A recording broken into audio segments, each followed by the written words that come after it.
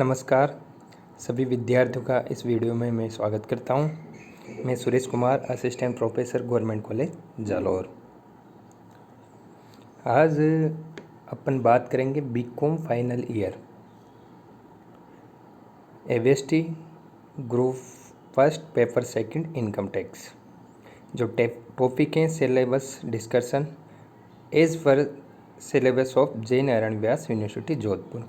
यानी जो income tax पढ़ेंगे अपन वो जय नारायण व्यास जोधपुर यूनिवर्सिटी के अकॉर्डिंग दिया हुआ है और पेपर है इनकम टैक्स। तो इनकम टैक्स पेपर सेकंड ये 5 यूनिट में डिवाइड किया हुआ है। फर्स्ट यूनिट में देखेंगे अपन कॉन्स्टिट्यूशनल प्रोविज़न यानी संवैधानिक क्या क्या प्रावधान है इनकम टैक्स के। उसके बाद दूसरा आता है distribution of tax process among centre and state a brief study. यानी जो सेंटर और स्टेट गवर्नमेंट के मध्य टैक्स का बंटवारा होता है उसके बारे में भी अपन अध्ययन करेंगे, क्योंकि जो टैक्स लगाते हैं इनकम टैक्स वो सेंट्रल गवर्नमेंट लगाती है और उसका बंटवारा फिर राज्यों के बीच सेंट्रल गवर्नमेंट द्वारा किया जाता है। बेसिक कंसेप्ट इनकम टैक्स के क्या बेसिक कंसेप्ट हैं वो देखेंगे। डेफिनेशन है क्या क्या, परिभाषाएं दी हुई है। इनकम क्या है, इनकम टैक्स एक्ट के अनुसार इनकम किसको माना गया है वो भी अपन इसमें देखेंगे यूनिट फर्स्ट में। एग्रीकल्चर इनकम, कृषि आय क्या है। कैजुअल इनकम, आकस्मिक आय क्या है। बेसिक ऑफ चार्ज यानी कि इनकम में कौन सी आय है जिसमें अपन टैक्स लगाएंगे। स्कोप ऑफ टोटल इनकम यानी टोटल इनकम के कौन कौन से सेक्टर हैं जहाँ से टोटल इनकम ज्ञात की जाएगी। रेजिडेंट एंड टैक्स, निवास स्थान और उसके कर के बारे में भी अपन यूनिट फर्स्ट में देखेंगे। यानी जो एक वेस्टी है या असेसी है वो निवास स्थान के आधार पर उसको टैक्स लगाया जाता है। सेकंड यूनिट है उसमें हेड ऑफ इनकम यानी कौन कौन के हेड से अपन को इनकम प्राप्त होगी। तो फर्स्ट है इनकम फ्रॉम सैलरी। कोई पर्सन, इंडिविजुअल, वेस्टी जो सर्विस करता है और उसको सैलरी प्राप्त होती है तो इनकम फ्रॉम सैलरी के अंतर्गत टैक्सेबल होगी। इनकम फ्रॉम हाउस प्रॉपर्टी, कोई असेसी है, करदाता है, उसके पास मकान है, बिल्डिंग है, वो किराए पे दे रखी है तो उससे जो आय होगी वो income tax act income from house property के अंतर्गत टैक्सेबल होगी। यूनिट थर्ड है income from business and profession. कोई असेसी है वो बिजनेस करता है या प्रोफेशन जॉब करता है तो जो बिजनेस से जो प्रॉफिट प्राप्त होगा वो income from business and profession पर टैक्सेबल होगा।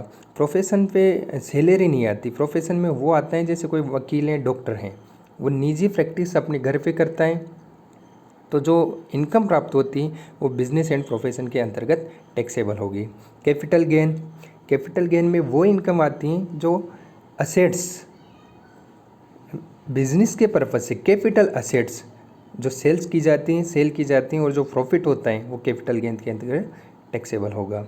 Income from other source, in 4 head के अलावा अगर कोई इनकम प्राप्त होती है तो इनकम फ्रॉम अदर सोर्स के अंतर्गत टैक्सेबल होगी।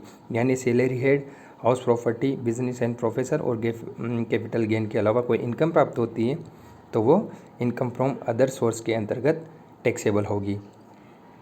डिम्ड इनकम, ऐसी इनकम जो गवर्नमेंट द्वारा मान ली गई है, चाहे असेसी को प्राप्त हुई या नहीं हुई, लेकिन वह इनकम टैक्स एक्ट के अनुसार मान ली गई है तो वो टैक्सेबल होगी। एग्रीगेशन ऑफ इनकम का संग्रहण। Set of and carry forward losses यानी जो लॉस हैं इनकम, जैसे बिजनेस से लॉस हो गया तो उसको वहाँ से एडजस्ट करेंगे। अगर वहाँ एडजस्ट नहीं होता है तो 4 हेड की इनकम में से एडजस्ट करेंगे, यानी आगे ले जाकर उस हानि को सेट ऑफ करेंगे। यूनिट 4 में deduction from gross total income यानी कुछ डिडक्शन इनकम टैक्स में दी हुई हैं जो टोटल ग्रॉस इनकम से लेस होकर नेट इनकम निकाली जाएगी और उसमें टैक्स दिया जाएगा, यानी टैक्सेबल अमाउंट निकाली जाएगी।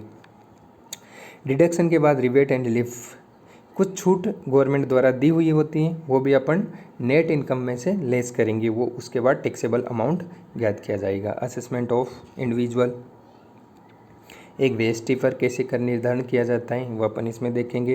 यूनिट 4 लास्ट यूनिट है, assessment of Hindu undivided family.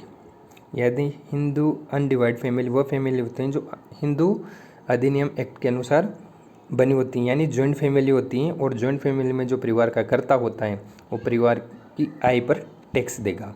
तो ये अपन यूनिट 5 में देखेंगे।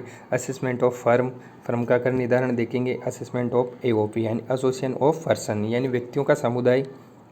बीओआई बॉडी ऑफ इंडिविजुअल, व्यक्तियों का समुदाय हो तो वहाँ कोई इनकम प्राप्त होती है तो असेसमेंट ऑफ एओपी में या बीओपी में टैक्सेबल होगी।